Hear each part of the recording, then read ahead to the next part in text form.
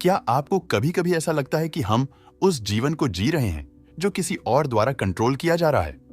कई जाने-माने विचारक भी कुछ इसी तरीके का दावा करते हैं कि हमारी दुनिया शायद एक उन्नत कंप्यूटर प्रोग्राम हो सकती है।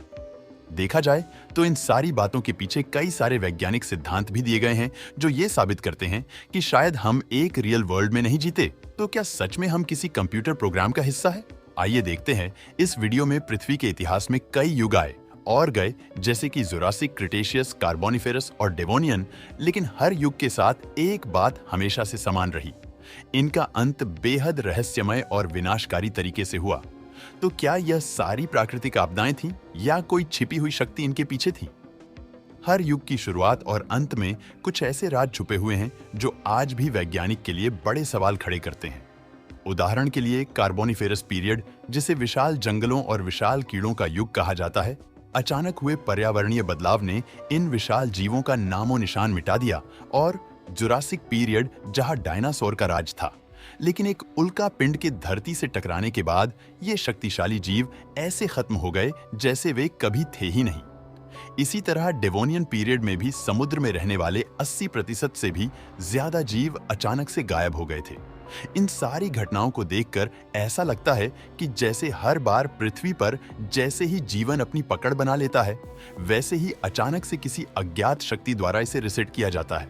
इसलिए सारी घटनाएं कई सारे सवालों से घिरी हुई है और इन्हीं सारे सवालों से जन्म हुआ सिमुलेशन थ्योरी का। इसी सिमुलेशन थियरी के अनुसार यह पूरी संभावना है कि हमारी वास्तविकता जिसमें हम जी रहे हैं, असल में एक उन्नत कंप्यूटर सिमुलेशन हो सकता है। इस विचार को सबसे पहले 2003 में निक डेस्ट्रम ने प्रस्तुत किया था। उन्होंने कहा कि अगर कोई उन्नत सभ्यता इतनी शक्तिशाली हो कि वह ऐसी सिमुलेशन बना सके जिसमें लोग खुद को वास्तविक माने, तो संभव है कि हम भी उसी सिमुलेशन का हिस्सा हो। हमारी संस्कृति में कहा गया है कि यह संसार एक माया है जो हमारी आत्मा के लिए एक भ्रम पैदा करती है।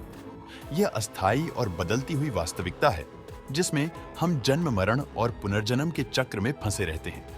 सरल भाषा में कहें तो यह संसार की माया हमें वास्तविकता से दूर रखती है।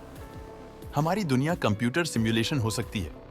यह विचार माया के विचार से मेल खाता है, जिसे माया को एक अस्थायी और बदलती हुई वास्तविकता माना जाता है। वैसे ही सिमुलेशन में भी सब कुछ प्रोग्राम किया हो सकता है जो हमें वास्तविकता का आभास देता है। एक प्राचीन ग्रंथ योग वशिष्ठ में बताया गया है कि यह दुनिया एक सपने के समान होती है जो मन की चेतना से उत्पन्न होती है। इसमें कहा गया है कि जैसे सपने असली नहीं होते, वैसे ही यह दुनिया असली नहीं है।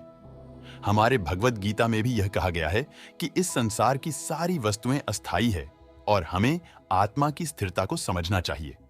गीता में भी माया को अज्ञान का पर्दा कहा गया है जो हमें वास्तविकता से भटका देता है।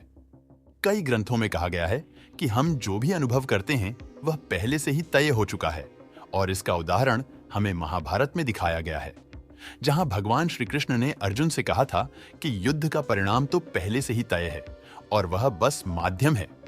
अगर हम सिमुलेशन के संदर्भ में सोचें तो यह पूर्व निर्धारित भविष्य कुछ वैसा ही हो सकता है जैसा कि किसी कंप्यूटर प्रोग्राम में लिखा गया कोड। जैसे प्रोग्रामिंग में हर स्टेप पहले से ही सेट होती है, वैसे ही हमारी जिंदगी भी सिमुलेशन में पहले से ही लिखी हुई एक स्क्रिप्ट के अनुसार हो सकती है।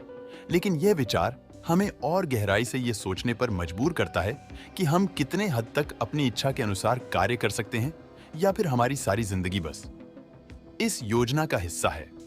अगर हम इसे वैज्ञानिक दृष्टिकोण से देखें तो विज्ञान के 3 बड़े सिद्धांत हमें सिमुलेशन थियरी के बहुत करीब लाते हैं।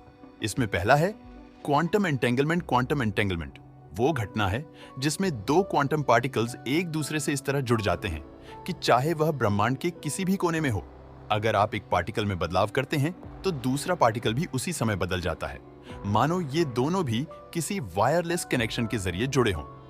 अभी से इस नजर से देखिए कि अगर हम सिमुलेशन में हैं तो ये कनेक्शन असल में डेटा कनेक्शन के जैसा हो सकता है, जैसे कि कंप्यूटर में गेम होते हैं जहां एक प्लेयर की हरकत से पूरे गेम की सिस्टम प्रभावित होती है। यानी आपकी सारी हरकतें सिर्फ आप पर प्रभाव नहीं डालती, बल्कि ये पूरे सिस्टम को प्रभावित करती है। क्वांटम फिजिक्स का एक और दिलचस्प सिद्धांत है सुपरपोजिशन, जो बताता है कि कोई भी कण यानी पार्टिकल एक समय में कई स्थितियों में हो सकता है, लेकिन जब आप उसे देखने जाते हैं तो वह सिर्फ एक ही स्थिति में होता है। सोचिए कि आपके पास एक कागज है और वह कागज एक बंद लिफाफे में है। जब तक आप लिफाफा नहीं खोलते, तब तक कागज के रंग के बारे में कुछ कहा नहीं जा सकता। वह लाल, हरा या नीला कुछ भी हो सकता है, लेकिन जैसे ही आप लिफाफा खोलते हैं, वह सिर्फ एक ही रंग का होता है और उस समय बाकी सारी संभावनाएं नष्ट हो जाती है। और यही सुपरपोजिशन है।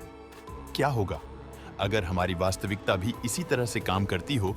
जब तक हम किसी चीज को नहीं देखते, तब तक शायद वह चीज कई संभावनाओं में खेल रही होगी, और जब हम उसे देखते हैं, तब सिमुलेशन हमारे लिए एक परिणाम तय करता होगा।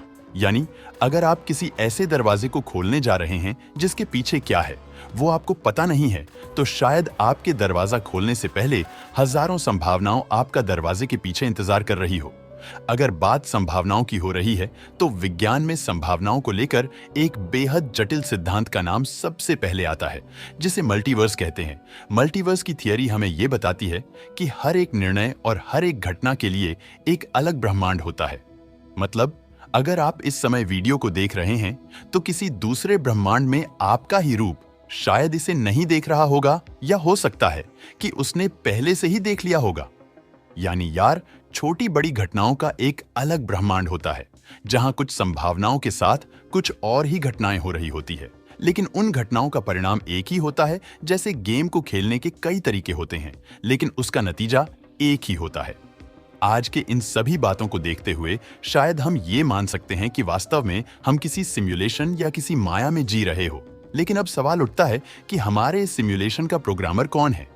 क्या वह एक एलियन है, या फिर ऐसी प्राचीन बुद्धिमान प्रजाति जिसने यह सिमुलेशन बनाया हो? हम नहीं जानते, और शायद हम कभी जान भी नहीं सकते। शायद हमारी सोच के भी कुछ दायरे हैं जिन्हें हम कभी पार नहीं कर सकते। जैसा कि किसी प्रोग्राम में सीमाएं यानी लिमिटेशंस होती हैं, वैसे ही हमारी समझ भी कुछ सीमाओं में बंधी हो। दोस्तों, क्या हम सच में सिमुलेशन में जी रहे हैं? हमें कमेंट करके जरूर बताना।